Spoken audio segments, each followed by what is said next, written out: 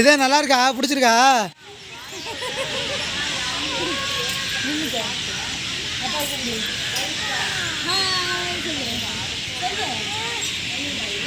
நான் இப்போ சொல்லுங்க.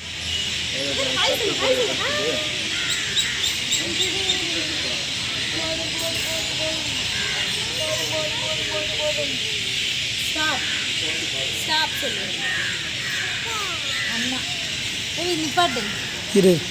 லிதான் பிடிச்சிருக்கா? லிதான் பிடிச்சிருக்கா? அப்பா உள்ளே வந்து உட்காந்துக்கிறேன். அப்பா சுத்த ஸ்டார்ட் பண்ணவா? ம். கூட ஒரு குட்டி தம்பி வேறு வந்திருக்காங்க. லிதான் அப்பா பாருங்க.